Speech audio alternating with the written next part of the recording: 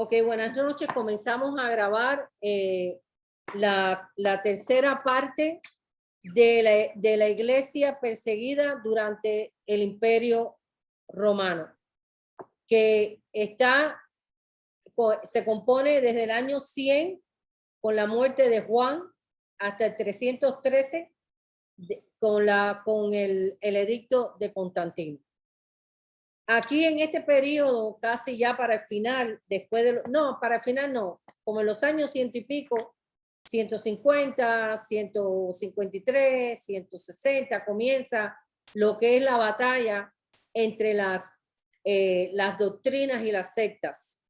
¿Por qué sucede esto? Ya no se va a batallar solo contra aquellos perseguidores del cristianismo. Ahora empieza una etapa donde el cristianismo tiene que batallar con los que están adentro, que empiezan a crear estas doctrinas, herejías cristianas.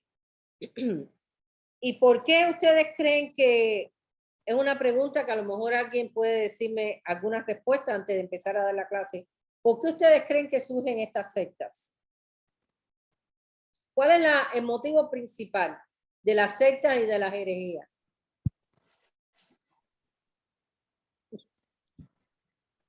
Porque se pierde un poco se ha perdido la comunión con el Espíritu de Dios. Sí. No entiendo la pregunta, ¿me lo puede hacer en inglés? En inglés, ok.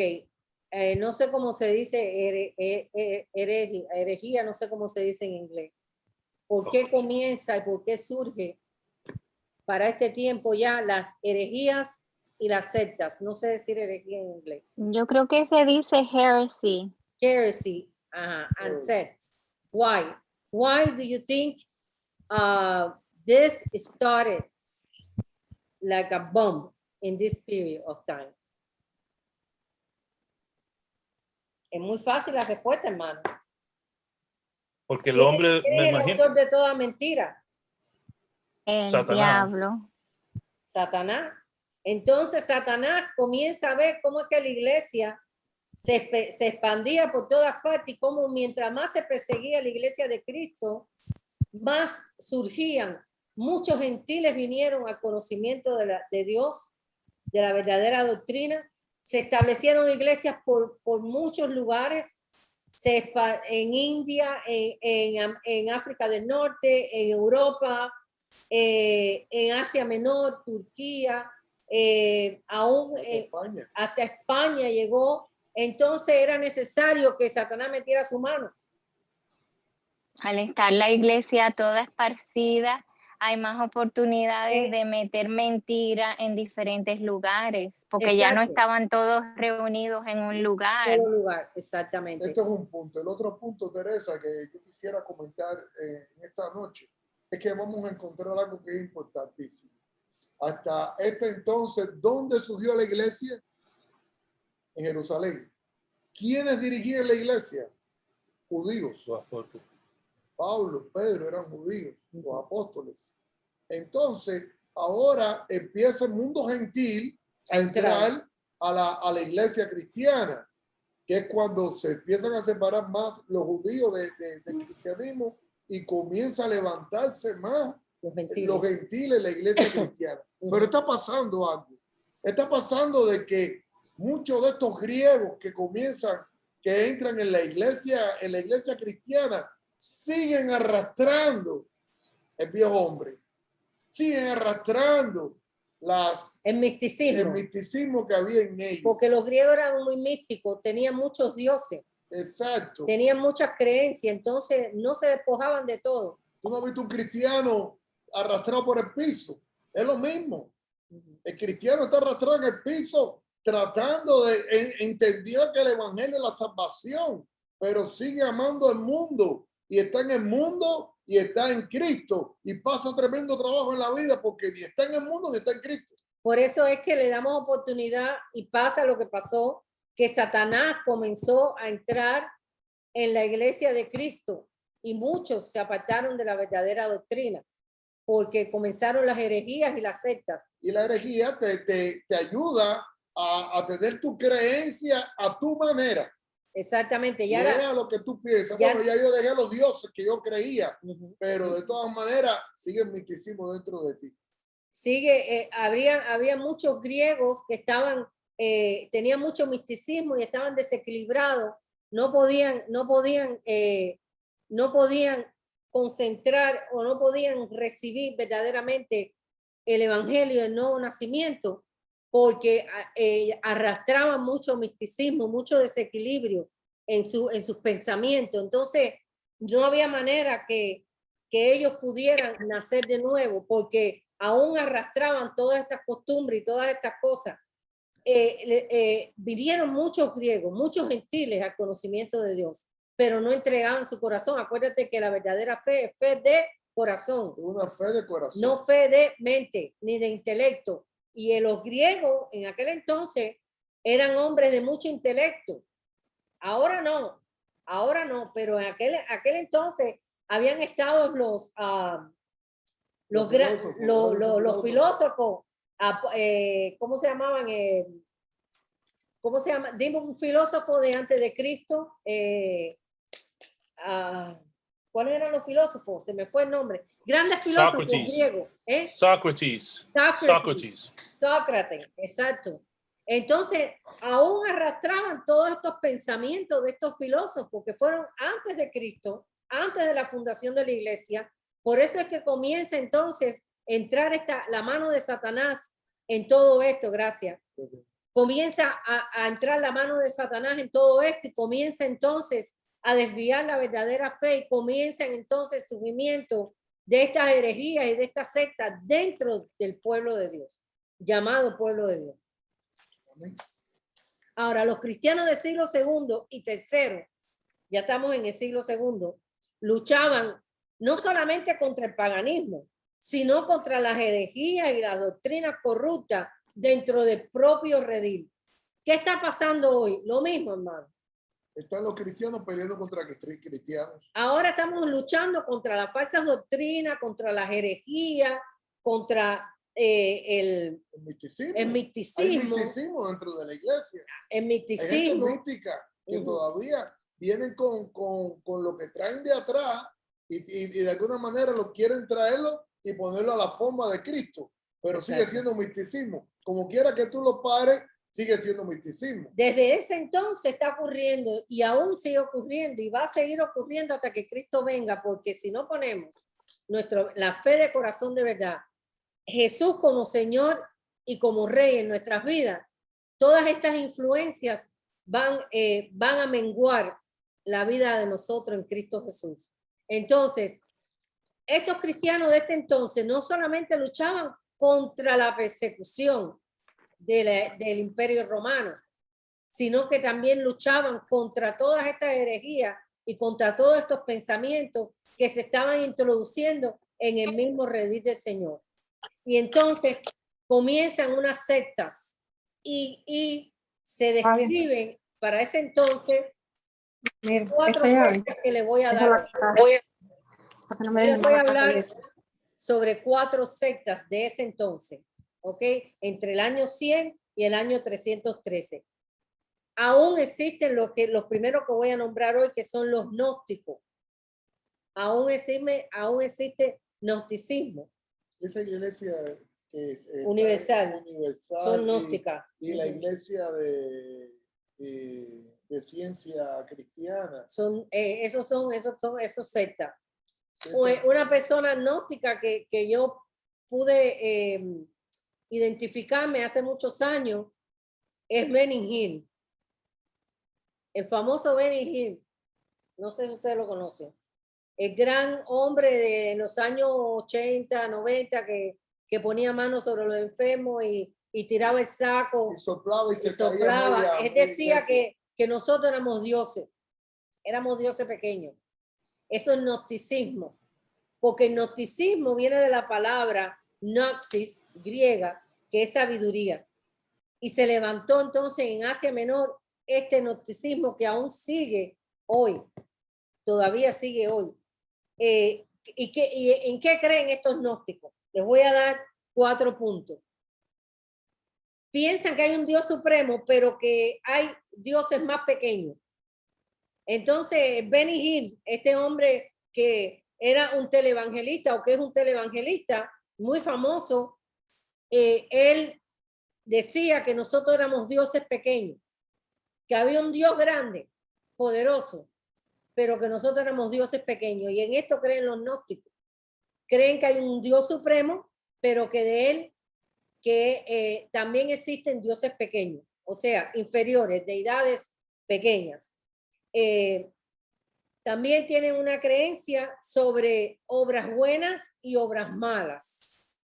Ustedes saben ese signo que es así, redondo, ya a ver si se lo puedo pintar, que es muy famoso, que se usa cositas para la cadena, cositas para la manilla, Que es negro y blanco. que es negro y blanco. Esto es un símbolo de gnosticismo. El yin, yang, yin, yang. ¿Qué sé yo qué? Yeah, yin yang. Yin, Yin yang. yin, Eso de Japón. Eso es gnosticismo. Bueno, realmente esto surge en Turquía, en Asia Menor. Es donde comienza. Comienza todo esto y entonces empieza a invadir al mundo entero. El gnosticismo, ellos creen en obras buenas y en obras malas. Ellos piensan que hay un bien y que hay un mal. Es verdad que hay un bien y un mal, pero no de la manera que ellos piensan. Que el mundo fue creado así, malo y bueno. Malo y bueno. Eso es falso. ¿Qué dice la palabra de Dios en Génesis? Y todo lo que Dios creó es bueno. Así que eso es falso. Ellos le llaman que es un injerto cristiano. Sí, sí. Teresa, ¿usted sabe qué otra religión es bien parecida a esa? Los Mormons. Los Seventh Day Adventists. Sí, ellos son Claro, sectarios. claro. Sí, ellos son sectarios. Vamos a verlo más. Ellos creen que por todo lo bueno que ellos hacen en esta tierra, un día ellos pueden ser un Dios también. Sí. Y también cree que Dios, ¿cómo es que ellos creen? Que Dios es hermano de Lucifer. No, y que esos son los Mormons, los mormones. Los Mormons, sí, los Mormons, los Seventh Day Adventists. No, Seventh Day Adventists son otros. Son los mormones son uno y los adventistas son otros. Los adventistas prácticamente son judíos, son judaizantes. Como judaizantes. Ellos viven en yo ley. pensaba que era Seventh Day Adventists, eran Mormons. No, ellos viven en la ley y viven en la gracia. Entonces, seguimos con el gnosticismo. Cristo, otra característica, Cristo, una de las manifestaciones morando, pero por un tiempo nada más, no es eterno. Cristo para ellos, para los gnósticos, vivió un tiempo, pero no es el Cristo que nosotros tenemos a la diestra del Padre. Dice que vivió por un tiempo nada más. Esa es la segunda creencia. La tercera creencia, interpretan las escrituras según mejor le parece al intérprete. Lo que ellos interpretan, eso es lo que ellos suman. Ellos no tienen un Espíritu Santo que los guía a toda verdad. Que si estás equivocado, el Espíritu Santo te va a corregir. Ellos usan las escrituras y de acuerdo al intérprete que interprete es lo que ellos reciben. O sea, no hay guianza del Espíritu Santo. Cuarto punto de lo que creen, o cuarta característica, es que florecieron a través del siglo segundo. Ellos florecieron en el siglo segundo. O sea, surgió en el siglo segundo, en el siglo que estamos viendo ahora. Del año 100, ¿no? El siglo segundo es del año 200 a 300. Ese es el segundo siglo, del año 200 a 300. No, el segundo siglo del 100 a 200. Ok. Sí, el primer siglo es hasta el año 100. Y el segundo hasta el siglo. año 99. El segundo siglo empieza De 100 a 200. Así que ellos surgen mucho en el segundo siglo. Surgen tanto, que aún hoy hay mucho gnosticismo. Dentro de las propias iglesias. Dentro de las propias iglesias cristianas de redil del Señor, hay mucha manifestación. Exactamente. Hay muchas denominaciones muy y el Jin, ese Jinjun, que es japonés, eso es gnosticismo. Y la gente se compran las manillitas con el cosito, se lo ponen aquí y no saben ni lo que se están poniendo. Se están poniendo algo que Yin yang. Satanás ha usado para engañar al mundo. Entre bien y el mal, Yin yang. la oscuridad, Yin yang, yin, Teresa. yin y esa cosa. Okay. Segunda secta, los ebionitas. Ebionitas, E-B-I-O-N-I-T-E-S.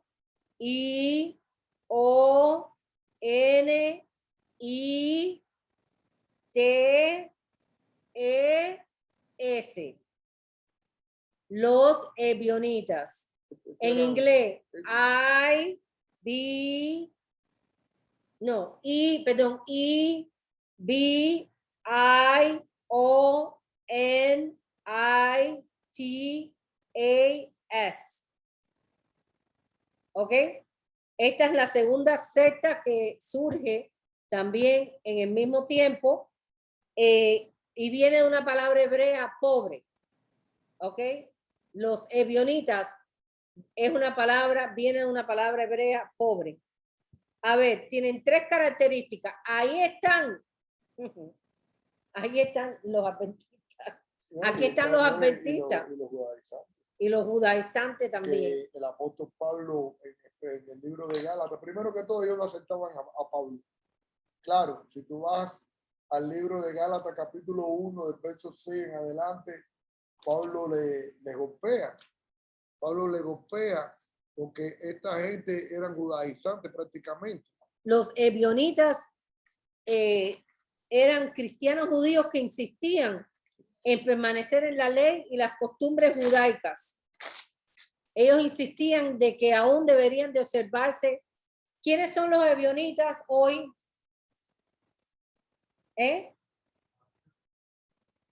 Los adventistas del séptimo día son ebionitas. ¿Y quién más? Los mesiánicos. Los cristianos mesiánicos son ebionitas, tienen parte de esta herejía. Sorry, pero es la verdad. El capítulo 1. ¿Fue quién? Irineo. Pero de todas maneras, mira lo que dice Pablo en el capítulo 1, a partir del verso 6. Dice, estoy maravillado de que tan pronto os habéis alejado de que os llamó por la gracia de Cristo, por la gracia. Fue por la gracia, y es por lo que nosotros creemos, por la gracia, para perseguir un evangelio diferente. No que haya otros, sino que hay algunos que os perturban y quieren pervertir el evangelio de Cristo. Mas si aún nosotros, un ángel del cielo, os anunciare otro evangelio diferente de que hemos anunciado, sea anatema. En este versículo bíblico caen los mormones, caen los adventistas del séptimo día y caen todos esos que dicen que un ángel le llamó y le dijo que no era como decían los cristianos, que había venido un ángel y la había Elena G. de Wise, que es la fundadora de los adventistas del séptimo día, dijo que tuvo un encuentro con un ángel, un sueño. Y el de los mormones dijo que se encontró con un ángel de luz en medio de bosque. Herejía. Secta. Exacto. Herejía. Nada que ver con Dios. Pastor, y el 9 y el versículo 9 lo reafirma de nuevo. Perdón. Ajá.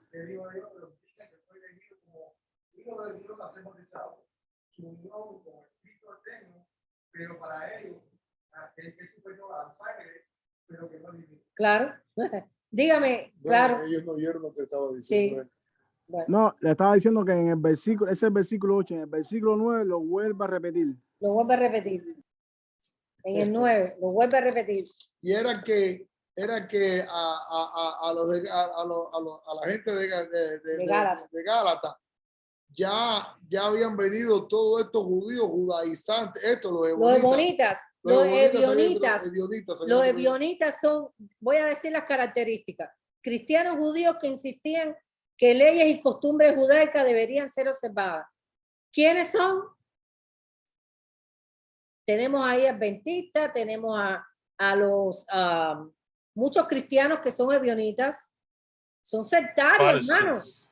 Son sectarios porque quieren practicar, poner el chofar en la iglesia cristiana, quieren las danzarinas con las panderetas, igual como si fueran judíos. No, eso es judaizar.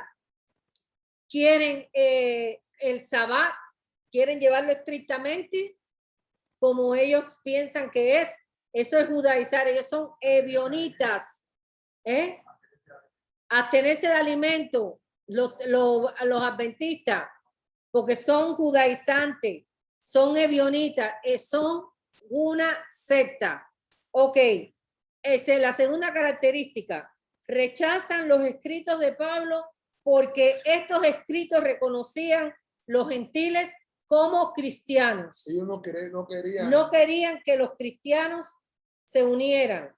Y ya, acuérdense que todo lo que había pasado del concilio De Jerusalén. de Jerusalén. Ahora, en estos momentos sí aceptan a los cristianos, pero arrastran todavía esta influencia sectaria, la ley. Siguen con Moisés y con José. Sí, exactamente. Siguen con Moisés y con José. Todavía siguen arrastrando las leyes judaicas, las leyes mosaicas, y lo dijo bien claro el Señor, que él había venido a tumbar esa pared que nos separaba. Así que esta gente son sectarios, los ebionitas. Y el tercer punto de las características de ellos es que fueron disminuyendo como ebionitas en el segundo siglo, pero aún siguen arrastrando muchas gente, muchos hermanos que dicen que son cristianos, siguen arrastrando con estas características. Por eso es necesario estudiar la historia de la iglesia para saber por qué ellos, teniendo a Cristo, aún siguen arrastrando las leyes y las cosas del Antiguo Testamento, porque son sectarios. Cristo no es el centro, porque cuando Cristo es el centro, tú te despojas de todo eso. Te despojas de todo eso. Yo tengo una hermanita que empezó cristiana y ahora es mesiánica y se cambió hasta el nombre, se llama Sara. No puede ser. No puede ser. Esto es sectario completamente. Ok. Tercera secta. Los maniqueos.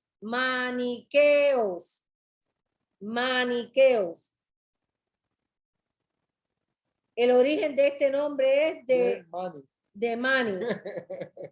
Era era de Persa. El fundador de esta herejía original de Persa. Su nombre era Mani.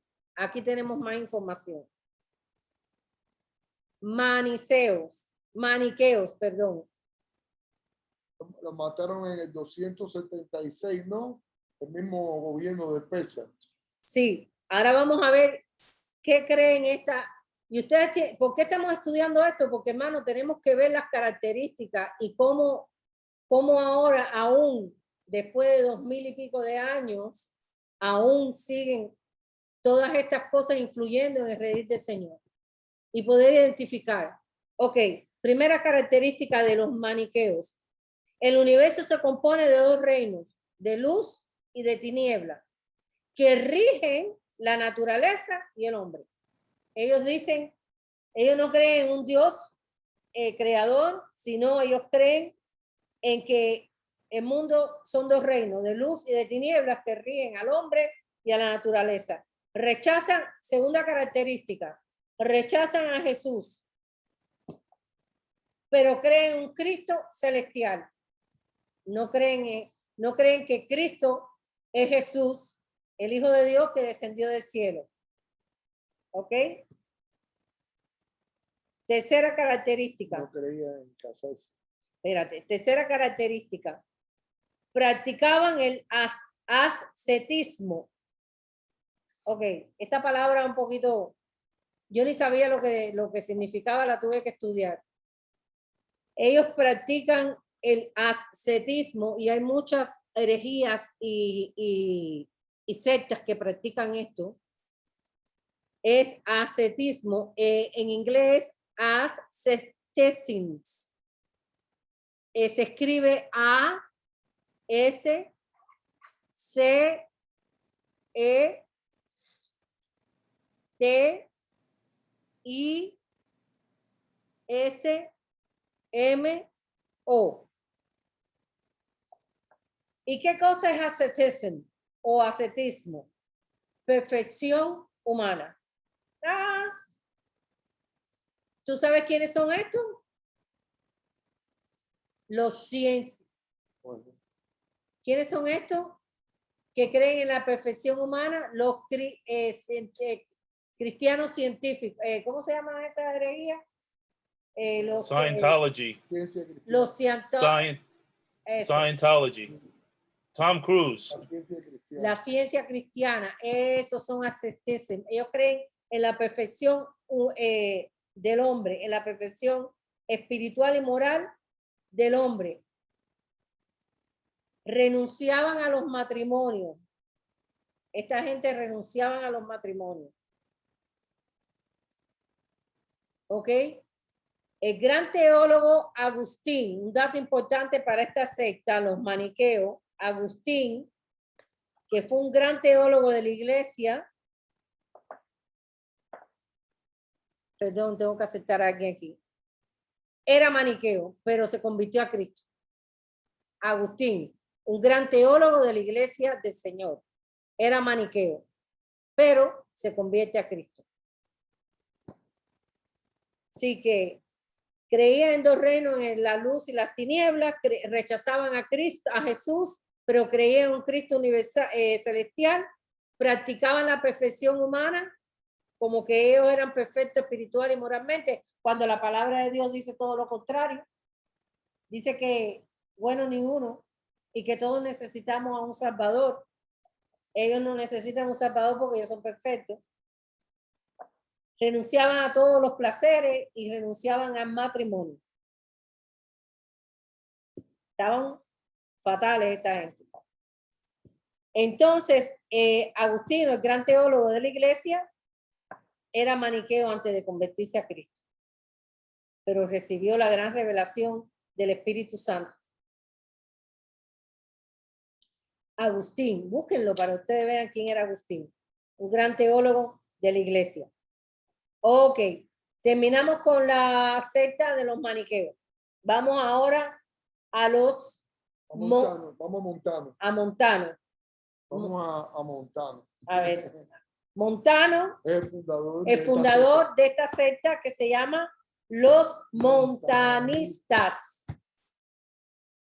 Montanistas. Y usted que quizás se está preguntando, ¿por qué me están hablando de toda esta secta? Porque en la vida que estamos llevando nosotros, ahora vamos a ver la introducción todavía de muchas de estas sectas en las iglesias de hoy. Pero a mí me llama la atención porque esta es una iglesia que aparentaba ser una iglesia completamente. Una secta. Parecía que parecía del Señor porque de Dios por las características que mencionaba. Ajá, pero ¿por qué no era una secta? Cristo ya te había quitado. Porque no era, Cristo no estaba en el centro. Todo lo que quita a Cristo del centro es una secta, aunque ellos eran, por ejemplo, sus enseñanzas eran puritanos, creían en el sacerdocio de cada creyente y no creían en el orden ministerial. Tenían dones de profecía y consideraban que aquellos que profetizaban eran privilegiados, o sea, le daban más importancia a las profecías de los discípulos, de sus discípulos, que a Cristo. Cristo no estaba por todo eso, por eso era una secta. Y de todas estas sectas mencionadas, esta es la que menos sonaba. Que era una secta. Que era una secta. Sí, era la que menos sonaba. ¿Por qué? Porque eran puritanos. Ellos estaban, tú sabes, eran gente que vivían una vida aparentemente santa. y creían en el sacerdocio o sea, cristianos que eran sacerdotes, o sea, eran personas que tenían intercesión. Un sacerdote, ustedes saben lo que es el trabajo de sacerdote, ¿verdad? Intercesión. Ellos creían de que cada discípulo era un sacerdote, pero no creían en el orden ministerial. O sea, no creían que habían apóstoles, profetas, evangelistas, maestros y pastores. No creían en el orden ministerial. Creían, hay una secta de esa ahora. Allá abajo en la pequeña Habana. En la pequeña Habana hay una secta de esta. ¿Cómo se llama? No se puede mencionar, pero ahí hay una secta de que no creen en los pastores, ni creen en los evangelistas, ningún ministerio, pero sí creen que cada uno de ellos es un intercesor delante de la presencia del Señor. Tienen un trono y ellos van y se sientan en el trono. Ay, Dios mío. Y sacan una espada y sacan una capa. Y son intercesores delante de Dios. Entonces, parece más bien un manicomio que otra cosa. Entonces creían en las profecías de los discípulos y no en las profecías de la palabra de Dios. Esa es otra característica. Ok, ya hablamos de las 4 herejías. No, pero tú no puedes terminar porque uno de los padres de la iglesia, Tertuliano, escribía a favor de ellos. Tertuliano. Tertuliano. Sí, porque se confundía. Y le voy a hablar de alguien más muy conocido en estos tiempos, John Wesley. Sí, también recibía. Daba de estas enseñanzas.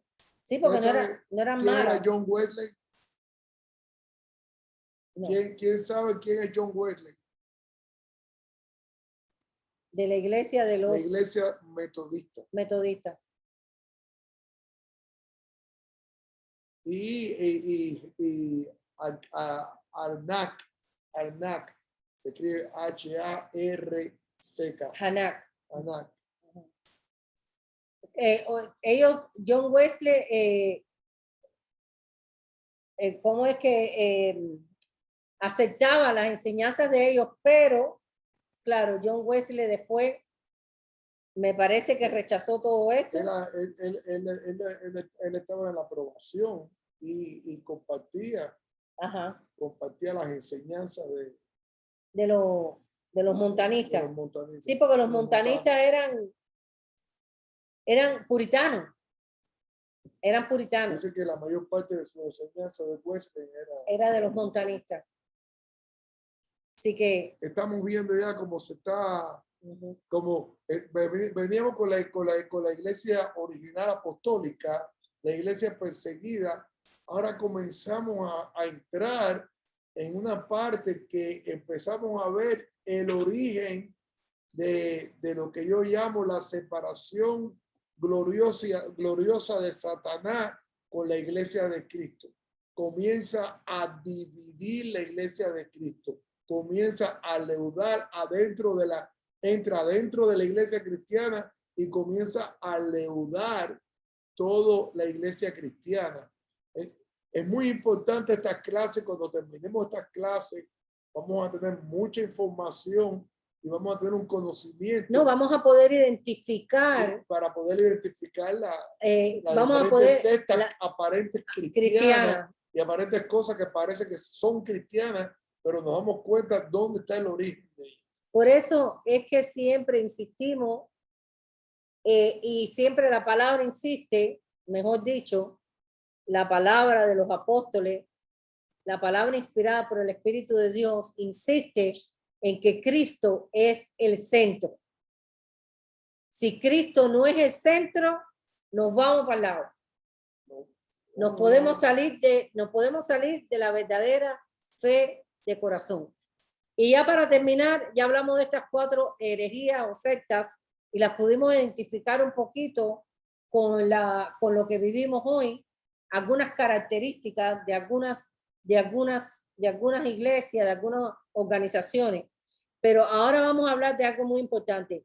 La condición de la iglesia durante la persecución hacia la terminación de los años 313 después de Cristo. ¿Qué pasa ahora después de todo esto que toda esta herejía que han entrado y toda esta persecución, todas estas situaciones que ha vivido la iglesia desde el año 100 hasta el 313? ¿Cómo es que termina la iglesia para este entonces? Les voy a dar 7 puntos. ¿Cómo termina la iglesia para el final de los años 313? Tiempo de gran persecución para la iglesia original del Señor. 1. La iglesia es purificada, la verdadera iglesia, por la persecución.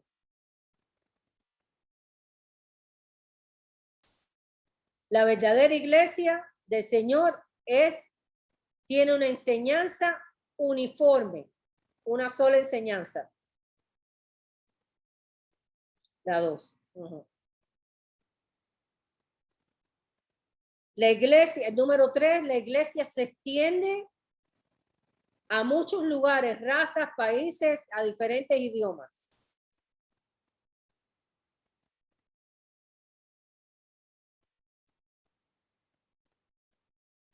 Punto número 4, una misma fe en Cristo.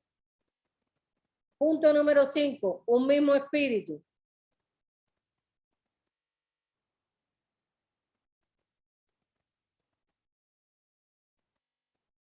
Por eso es que aún todavía quedan iglesias verdaderas, porque siguen esto que está aquí.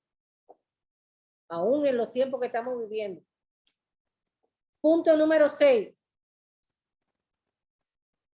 Organizada. Los obispos, o sea, los pastores obispos toman la dirección de la iglesia de redil del Señor con disciplina y gobierno. Tiene que haber una disciplina y tiene que haber un gobierno en la iglesia del Señor. No todo el mundo puede venir a decir lo que le da la gana. Tiene que haber una dirección. Tiene que haber una cabeza para la disciplina y el gobierno de la iglesia, como lo hubo en la iglesia original del Señor. Punto número 7.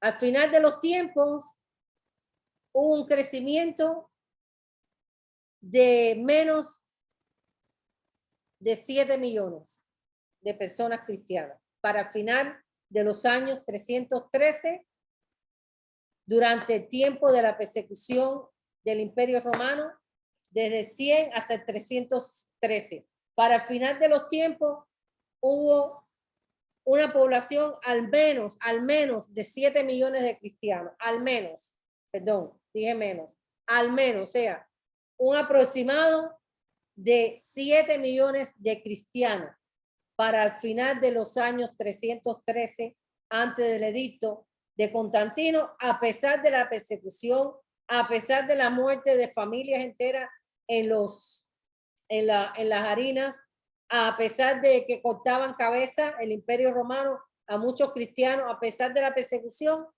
hubo un surgimiento tan grande, por lo menos de 7 millones de cristianos para esa época. Acuérdate que los cristianos en aquella época, si nos pasamos allá, no tenían un carro para venir a la iglesia, no tenían ningún problema de tener un cartel que diga Cristo vive. Lo que pasaba en aquellos tiempos era que los cristianos, que eran cristianos, eran personas con una convicción absoluta de seguir a Cristo. De la fe verdadera. Los débiles de la fe no podían seguir a Cristo. Los débiles no, porque seguir a Cristo era como dicen que, como ovejas al matadero, dice el Señor, donde era sobre la persecución. Por eso es que dice que cuando habla de el apóstol Pablo, que casarse no era malo, pero era mejor estar solo. No era que viviera solo, sino que un cristiano tenía que estar huyendo constantemente, tenía que estarse moviendo constantemente. Y cuando tenía una familia era más difícil poderse mover. Ahora, hay un dato muy importante, muy curioso, que lo tomé del libro que estamos estudiando, o creo que, no me acuerdo si fue del libro, alguna información que yo cogí. Hay un historiador, porque fue ahora en el tiempo contemporáneo, que se llamó Gibbon. Este historiador fue capaz de recopilar todos estos datos, porque a veces pensamos, bueno, ¿y cómo sabemos todas estas cosas? Bueno, pues sí, las sabemos porque este historiador hizo una gran investigación sobre todas estas informaciones que le hemos dado de cómo quedó la iglesia a finales del tiempo de 313, cuando hubo la gran persecución de la verdadera iglesia de Cristo. ¿Cómo quedó? ¿Qué pasó? ¿Cómo se recopilaron estos datos? Pues se recopilaron en las catacumbas, en los lugares subterráneos donde ellos se escondían. Se recuperaron en las sepulturas con los diferentes insignias y letreros que ellos dejaban escritos. Se recopilaron en los lugares de reunión escondidos, que se recuerdan que estudiamos la clase pasada, que esta iglesia perseguida, la verdadera iglesia del Señor, se tenían que reunir al anochecer o antes que saliera el sol. Pues allí quedaron impregnados todos estos datos que hemos obtenido, que este historiador Gibson, que es G-J-I, si quieren ver más sobre esto, se llama Gibson, voy a decirlo en español, G-I-B-B-O-N.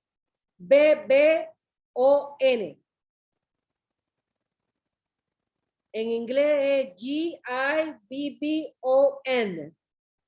Él se metió y obtuvo mucha evidencia sobre la vida de este pueblo de Dios perseguido por 300 años, duramente castigado, duramente perseguido, pero a pesar de todo, al final de este tiempo habían 7 millones de cristianos. El evangelio se expandió por muchos lugares cerca de Jerusalén. Acuérdate que la primera iglesia fue en Jerusalén, después en Samaria. ¿Se acuerdan que estudiamos eso? Y después a todos los confines de la tierra.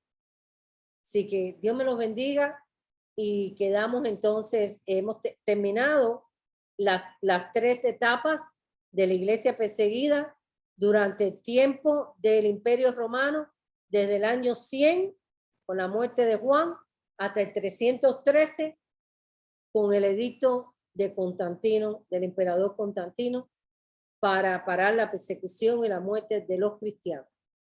Así que ha sido muy bonito estudiar la historia de la iglesia perseguida. Ahora vamos a comenzar otra historia, cómo la iglesia se empezó a corromper desde ese entonces y cómo siguió, cómo se levantaron hombres y mujeres poderosos en Cristo para poder mantenernos aún hoy en la verdadera fe en Cristo Jesús. Dios me los bendiga y nos vemos la próxima clase. Amén.